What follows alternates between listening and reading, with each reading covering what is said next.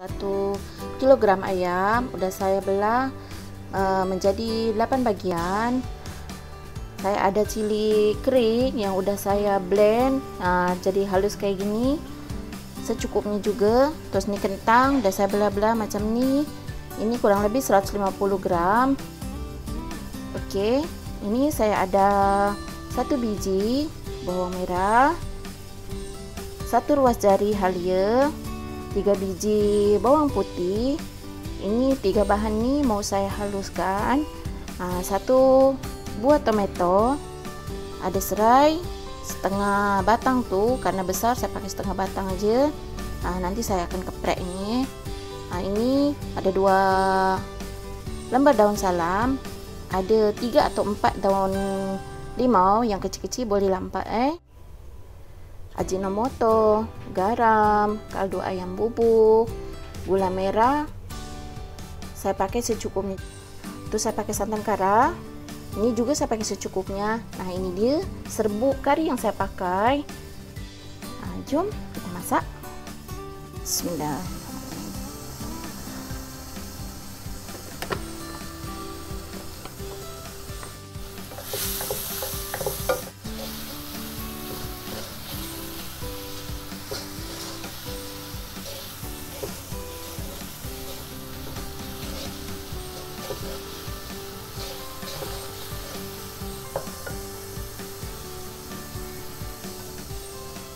Bila kita punya bawang ini udah macam ini, udah dia punya bau udah harum, kita akan masukkan cili paste ataupun cili kering yang sudah kita blend.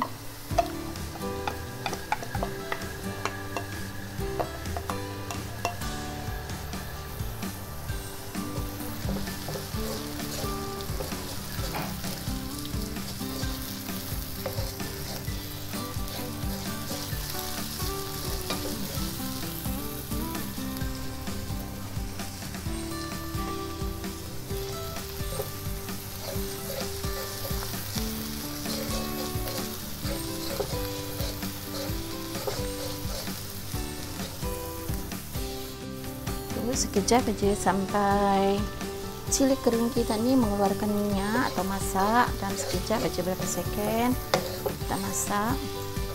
Kita akan masuk kari secukupnya juga. Kalau tak ini pakai sudut boleh, kalau saya pakai ini.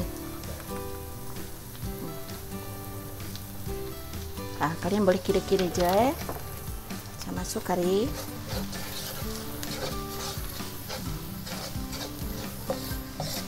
Udah macam ini, saya masuk daun limau, daun salam tuh.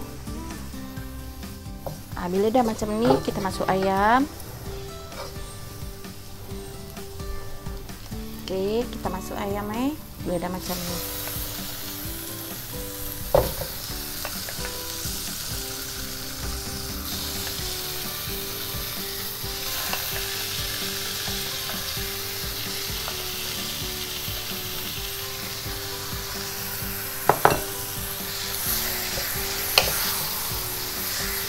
Gaus sekejap deh.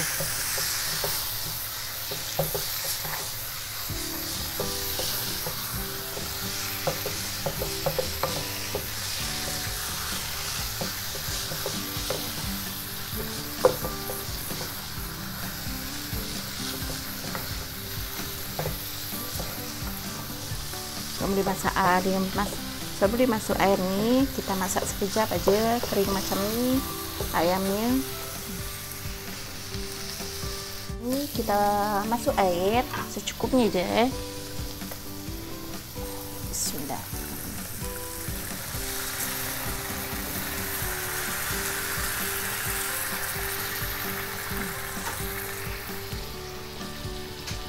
Ini saya pakai air panas Saya pakai santan. Bismillah. Ini pakai santan ini secukupnya aja.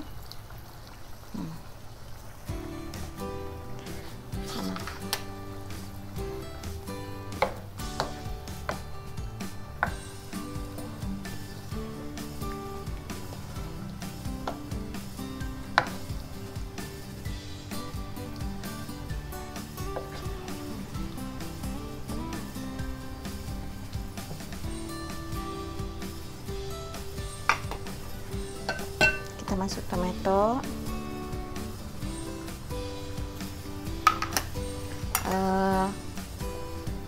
garam, gula, semua kita masuk kita rasa nanti bila dah masak tu apa yang kurang bolehlah tambah lagi